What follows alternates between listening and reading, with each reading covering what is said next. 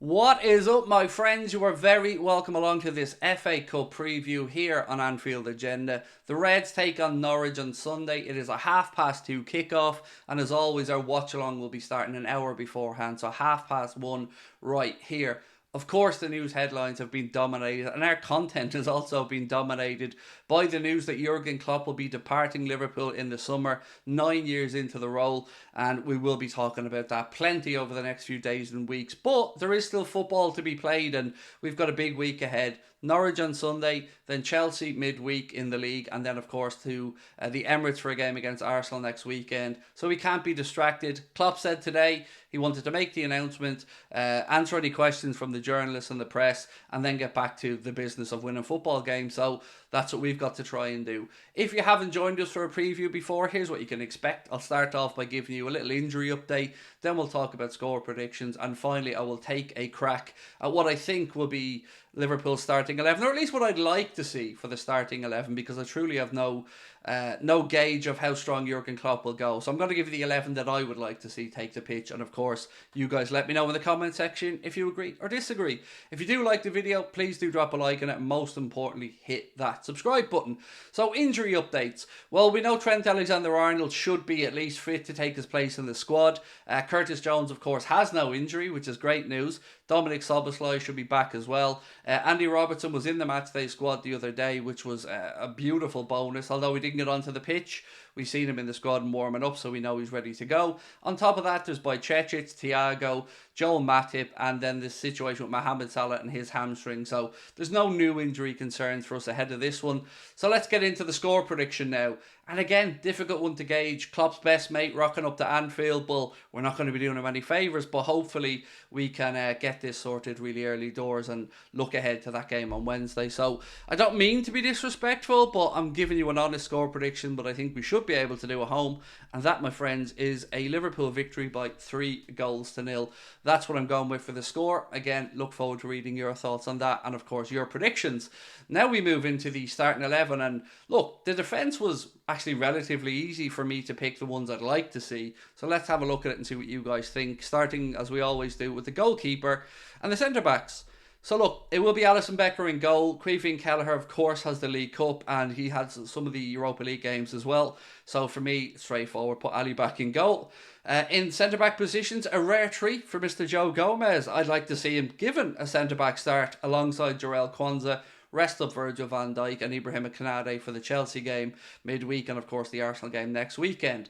Getting into the full-back positions, again, I think it's fairly straightforward and fairly evident where I'm going to be going with this.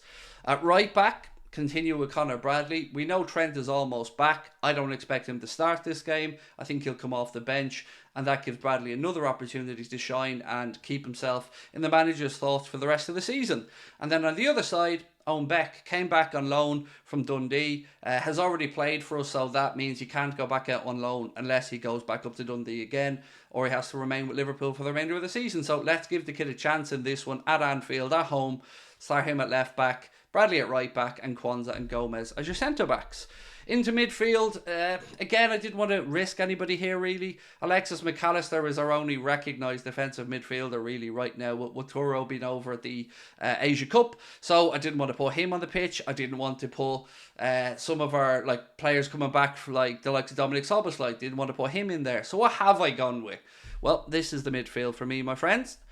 I've said let's go and give Bobby Clark a run in the defensive midfield position, and then ahead of him Ryan Gravenberch and Curtis Jones. I don't want to go too weak with this team. We still have a job to do, and I want us to get it right first time. So that's why as we progress up the pitch, I think you'll see the team get a little bit stronger as we move along. So for me, give Bobby Clark a run. The biggest compliment I can give him is that I don't notice any drop off in our midfield performance really when he gets minutes. Nice to see him get the start here. So Bobby Clark there, and then Ryan Gravenberch and Curtis Jones ahead, which I think is pretty self-explanatory. Jones has been in great form. And look, I do understand maybe some people don't want to risk Curtis Jones ahead of the game against Chelsea coming up on Wednesday, and that's fine, but it was slim pickings in midfield with either the players coming back from injury or the ones that we have injured.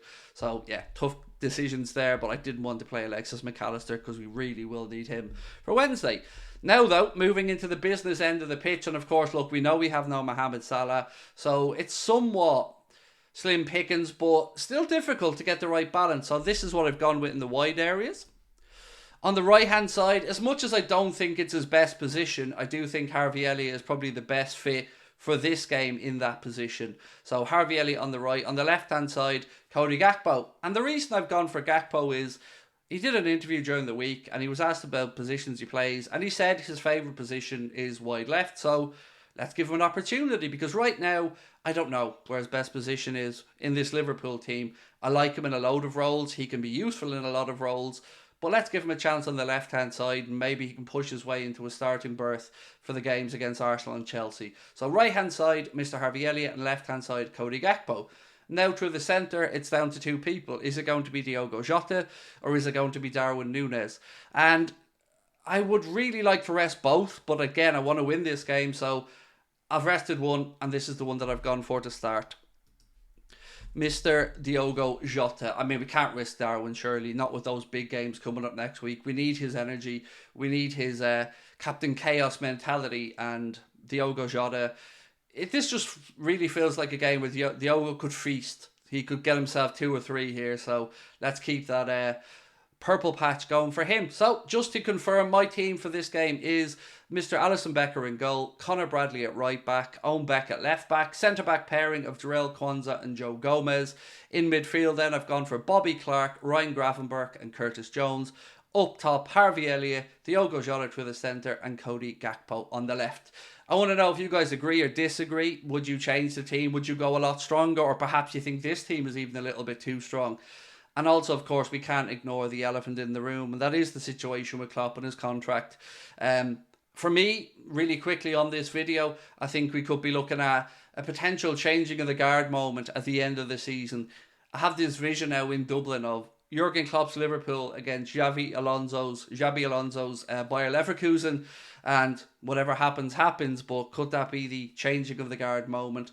I thought that was potentially the last game of the season, but then I figured out that the FA Cup is actually that weekend as well, so if Liverpool were to go into an FA Cup final, then it wouldn't just be Jurgen Klopp's last game in Dublin. He could have an FA Cup final to finish up with, but this will be as close to a home European final as possible, and I'm selfishly going to want Klopp to lift that trophy in Dublin, the city I grew up in.